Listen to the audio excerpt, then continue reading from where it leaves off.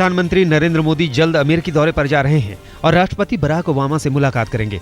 सूत्रों के हवाले से जानकारी मिली है कि मोदी ने अमेरिकी दौरे के लिए हामी भर दी है। हालांकि अब तक तारीखों का फैसला नहीं हुआ है। सितंबर महीने में मोदी संयुक्त राष्ट्र की बैठक में हिस्सा लेने अमेरिका जाएंगे। मोदी ओबामा की मुलाकात की खबर पर अब तक विदेश मंत्रालय की पुष्टि का इंतजार है। खबरों के मुताबिक मोदी की यात्रा के मद्देनजर अधिकारी एजेंडा पर काम कर रहे हैं। मैं देशवासियों को विश्वास दिलाता हूं कि लोकतंत्र के इस मंदिर में भारत के सामान्य मानवी की आशा आकांक्षाओं की पूर्ति के लिए भरपूर प्रयास किया जाएगा। प्रोटेम स्पीकर के रूप में कल कांग्रेस नेता कमलनाथ ने शपथ ली। पदभार संभालने के बाद उन्होंने कहा कि जनता ने लोकतंत्र में जो भरोसा जताया है उस पर वो खरा उतरने की कोशिश करेंगे। सुशासन के एजेंडे पर कल प्रधानमंत्री नरेंद्र मोदी ने सभी मंत्रालयों के 77 सचिवों और वरिष्ठ अधिकारियों से मुलाकात की। पहले उन्होंने सभी अधिकारियों से एक-एक कर हाथ मिलाया, फिर शुरू हुई मैराथन मीटिंग। इस दौरान मोदी ने नौकरशाहों से साफ-साफ कहा कि लाल फीताशाही हटे और काम में पारदर्शिता आए। उन्होंने सचिवों को कहा कि प्रशासनिक नियमों को आम आदमी के अनुकूल, सरल और कारगर बनाया जाए। साथ ही जब भी जरूरत हो सुझावों के लिए वो सीधे आकर मिलें।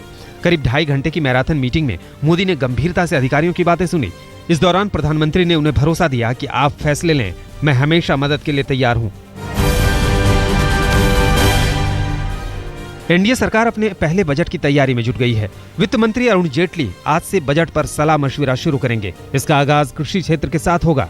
दिल्ली में शाम 5 बजे जेटली विशेषज्ञों से राय मशविरा करेंगे। जेटली ने वित्त मंत्री के रूप में 27 मई को कार्यभार संभाला है और उनके सामने कई बड़ी चुनौतियां हैं। Army chief general Bikram Singh जल्द ही प्रधानमंत्री मोदी से मुलाकात करेंगे, जिसमें वो हथियारों की कमी और सेना की दूसरी मुश्किलों की जानकारी प्रधानमंत्री को देंगे। साथ ही चीन और पाकिस्तान के साथ लगी सीमा से जुड़े हालात की जानकारी भी दे सकते हैं। पहले ये मुलाकात 3 जून को होनी थी, लेकिन गोपीनाथ मुंडे के निधन की वजह से मुलाकात टल गई। अब अगले हफ्ते तक कभी भी बिक्रम सिंह मुलाकात कर सकते हैं।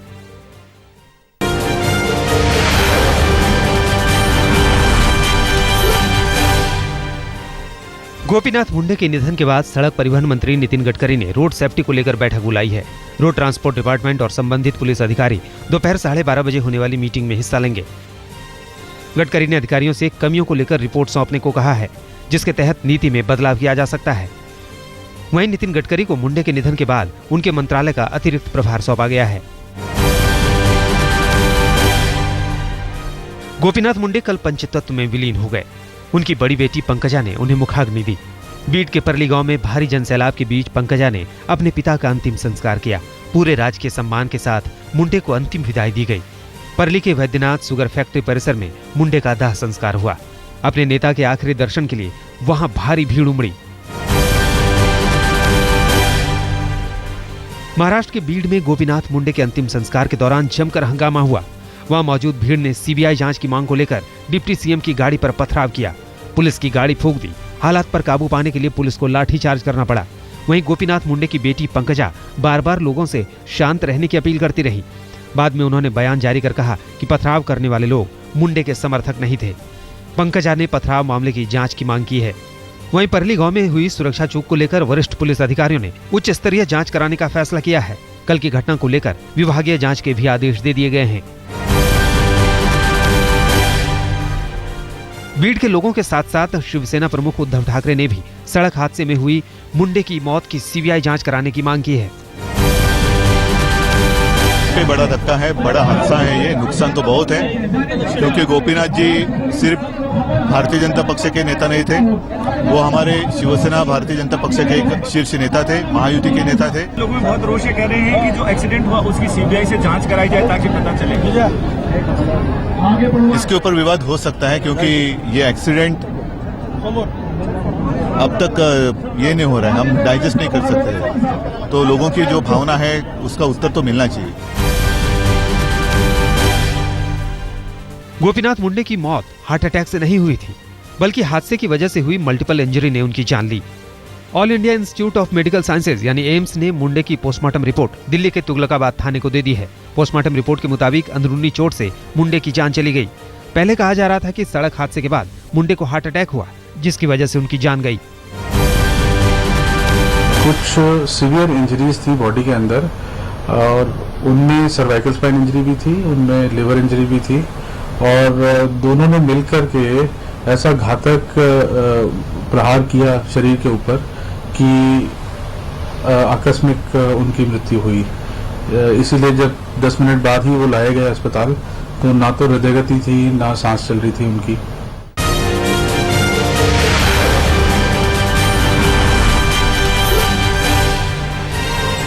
राज्य में चुनाव से पहले महाराष्ट्र सरकार आज अपना आखिरी बजट पेश करेगी।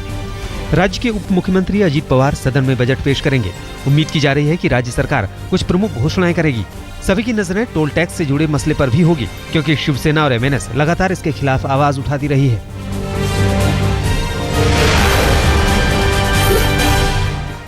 लोकसभा चुनावों में करारी हार के बाद उबरने की कोशिश में जुटी आरजेडी को एक बार फिर झटका लगा है। पूर्व केंद्रीय मंत्री और पार्टी नेता अली अशरफ फातमी ने आरजेडी से इस्तीफा दे दिया है। लालू के भरोसेमंद माने जाने वाले फातमी ने हमला बोलते हुए कहा है कि लालू का पार्टी के नेताओं पर से नियंत्रण खत्म हो गया है। फातमी ने आरजेडी नेता प्रेमचंद गुप्ता पर भी हमला बोला और उनकी तुलना अमर सिंह से की।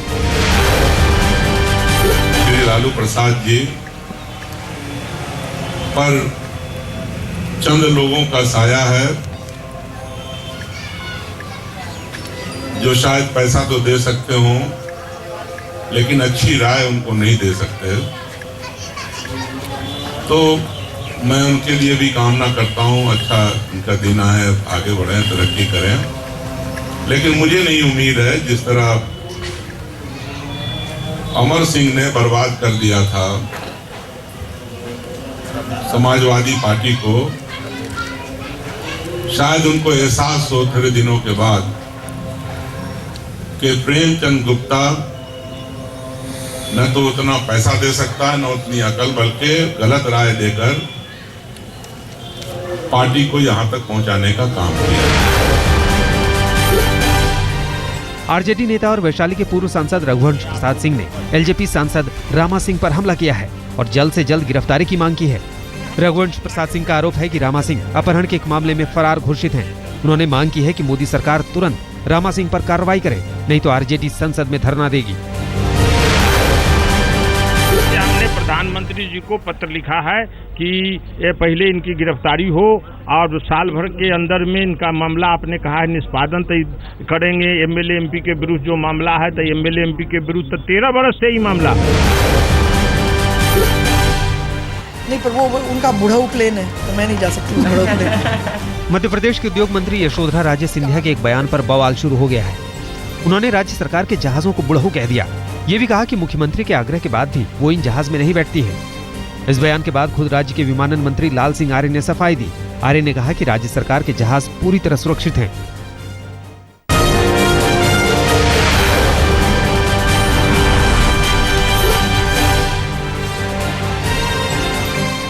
बलात्कार के लिए बदनाम हो चुके उत्तर प्रदेश में रेप का एक और सनसनीखेज मामला सामने आया है। इलाहाबाद के सरकारी अस्पताल में पति का इलाज कराने गई महिला के साथ रेप किया गया। ये वारदात अस्पताल के ड्रेसिंग रूम में हुई और आरोप वहीं के एक डॉक्टर पर है।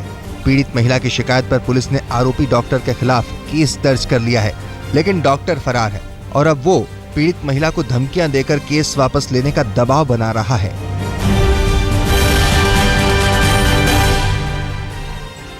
यूपी के मुजफ्फरनगर में एक नाबालिग लड़की से रेप का मामला सामने आया है। आरोप है कि गांव के कुछ युवक लड़की को हथियार के दम पर जंगल में उठाकर ले गए और वारदात को अंजाम दिया। घर वालों की शिकायत पर पुलिस ने आरोपी को गिरफ्तार कर लिया है। परिजनों का आरोप है कि लड़की के साथ गैंगरेप हुआ, जबकि पुलिस इसे सिर्फ रेप का केस बता रही है।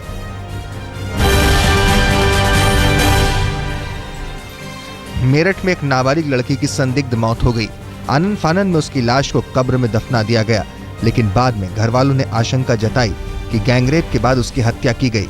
शक किराए पर घर में रहने वाले लोगों पर जताया और शिकायत दर्ज कराई। पुलिस ने केस दर्ज कर लाश को कब्र से निकाला और पोस्टमार्टम के लिए भेज दिया है। अब तक तीनों आरोपी फरार हैं। मैनपुरी से लापता 3 सगी बहनों को पुलिस ने आगरा से बरामद कर लिया है। तीनों बहनें 29 मई को लापता हो गई थीं। तब से उनका कोई सुराग नहीं था। कॉल डिटेल की जांच के बाद पुलिस ने लड़कियों को ट्रेस किया। जांच में लड़कियों ने बताया कि 3 लड़के उन्हें एसएमएस और कॉल करके परेशान करते थे। इसी से परेशान होकर तीनों ने घर छोड़ा था। फिलहाल पुलिस तीनों आरोपियों को गिरफ्तार कर कार्रवाई की तैयारी में है।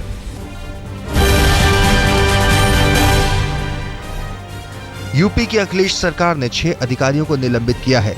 उन सभी पर विकास कार्यों में शिथिलता बरतने का आरोप है। कल अखिलेश यादव ने श्रावस्ती के लोहिया ग्राम में निरीक्षण किया। जिन अधिकारियों पर गाजगिरी है उनमें डीएम भी शामिल है। मुख्यमंत्री ने उन्हें हटाने का फैसला किया। साथ ही कानून व्यवस्था की स्थिति ठीक नहीं होने की वजह से एसपी को चेतावनी भी दी।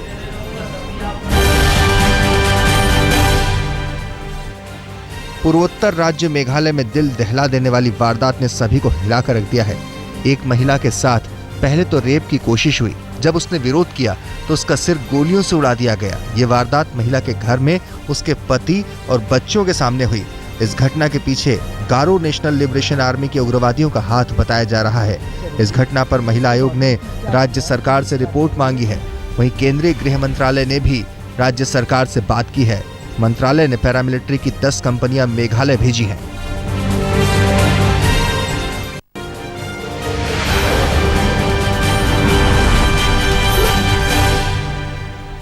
दिल्ली एयरपोर्ट जा रहे संघ प्रमुख मोहन भागवत के काफिले की गाड़ी को एक टाटा सुमो गाड़ी ने टक्कर मार दी। टक्कर इतनी जबरदस्त थी कि सुरक्षा कर्मियों की गाड़ी मोहन भागवत की गाड़ी से जा टकराई। टक्कर मारने वाली गाड़ी हरियाणा के शिक्षा विभाग की गाड़ी थी।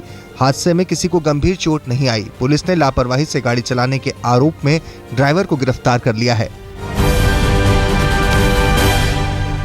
दिल्ली के बिजवासन इलाके में एक सेंट्रो कार में आग लग गई, जिसमें झुलसकर 2 की मौत हो गई। दोनों मृतक सगे भाई थे। सेंट्रो कार में दोनों भाई समेत 3 लोग गुड़गांव की तरफ जा रहे थे। तभी अचानक गाड़ी से धुआं उठा और जबरदस्त आग लग गई और यह हादसा जानलेवा हो गया। अब तक ये साफ नहीं हो पाया है कि पेट्रोल वाली कार में आग किस वजह से लगी। निवेशकों का पैसा न लौटाने के आरोप में तिहाड़ जेल में बंद सहारा प्रमुख फिलहाल जेल में रहेंगे।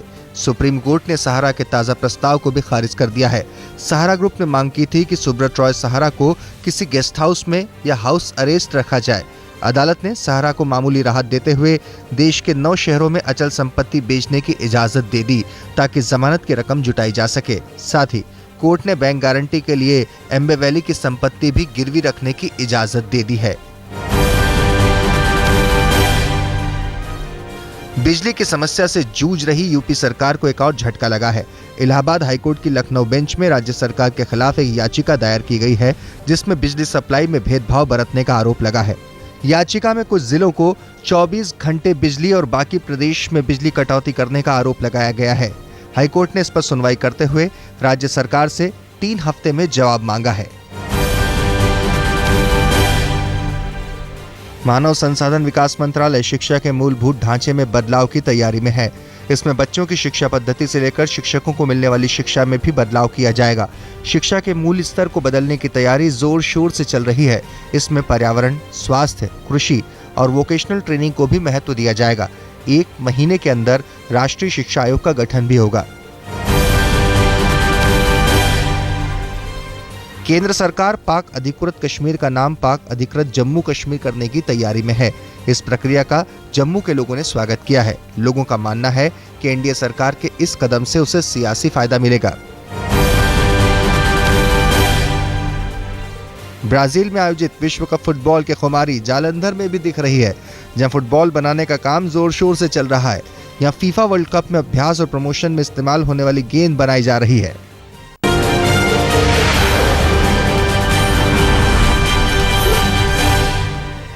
बीती रात सीआईए गुड़गांव के डायरेक्टर जयशंकर के घर में लाखों की चोरी हो गई। दिल्ली के पौष इलाके वसंत कुंज में रहने वाले जयशंकर छुट्टी बिताने कुल्लू गए थे। घर में कोई नहीं था। इसी का फायदा उठाकर चोर गहने और कीमती सामान ले उड़े। उनके पड़ोसी ने पुलिस को चोरी की जानकारी दी।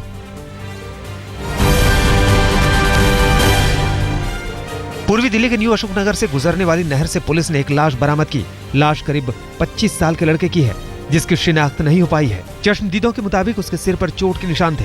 पुलिस ने शव को पोस्टमार्टम के लिए लाल बहादुर शास्त्री अस्पताल भेज दिया है। गाजियाबाद में एक बहू ने अपने ससुर पर लगाया है रेप का आरोप। पीड़ित महिला के मुताबिक सास के कहने पर ससुर ने उसके साथ पहले बदसलूकी की, फिर रेप किया।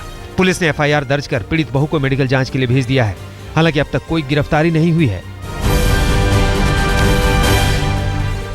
गाजियाबाद में एक और वारदात हुई। सिहानी गेट इलाके में अज्ञात हमलावरों ने एक महिला की गला दबाकर हत्या कर दी। वारदात के समय महिला घर में अपने 3 साल के बेटे के साथ मौजूद थी। घर वालों को शक है कि हत्या से पहले उसका बलात्कार हुआ। मृतक पति से अलग होकर किराए के मकान में रहती थी। जम्मू कश्मीर के राजौरी में 11 साल की बच्ची से बलात्कार की वारदात हुई। आरोप है कि बच्ची पानी भरने गई थी, तभी 27 साल के एक लड़के ने उसके साथ बलात्कार किया। पुलिस ने तुरंत कार्रवाई करते हुए आरोपी को धर दबोचा।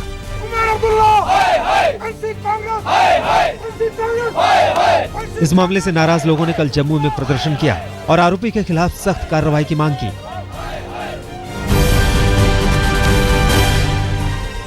पुणे में एक सॉफ्टवेयर इंजीनियर की पीट कर हत्या कर दी गई।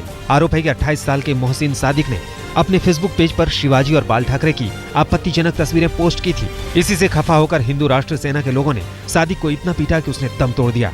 पुलिस ने इस मामले में 6 लोगों को गिरफ्तार किया है। महाराष्ट्र के कल्याण से पनवेल जा रही एसटी की बस महिला कंडक्टर की बेरहमी से पिटाई का मामला सामने आया है। बताया जाता है कि एक शख्स आगे के दरवाजे से घुस रहा था। उसे महिला कंडक्टर ने टोका तो आरोपी ने उसकी पिटाई शुरू कर दी। पीटते पीटते वो महिला कंडक्टर को सड़क पर ले आया। जब दूसरी बस की महिला कंडक्टर बचाने पहुंची तो आरोपी ने उसका भी वही हाल किया। सड़क पर कुछ लोगों ने आरोपी अखिलेश को पकड़कर मानपाड़ा पुलिस के हवाले किया। वैसे देर तक लोग तमाशबीन बनकर कंडक्टर की पिटाई देखते रहे। आर्थिक तंगी के चलते लुधियाना में एक ही परिवार के 5 सदस्यों ने अपनी जान दे दी। घर के मुखिया ने पहले अपने 3 मासूम बच्चों और पत्नी को जहर देकर मार डाला, फिर खुद भी पंखे से लटककर आत्महत्या कर ली। पेशे से ड्राइवर घर का मुखिया जोगिंदर सिंह उर्फ काला पिछले लंबे समय से आर्थिक तंगी से जूझ रहा था। आखिरकार उसने पूरे परिवार को ही मौत के मुंह में पहुंचा दिया। पुलिस ने सभी लाशों को पोस्टमार्टम के लिए भेज दिया है।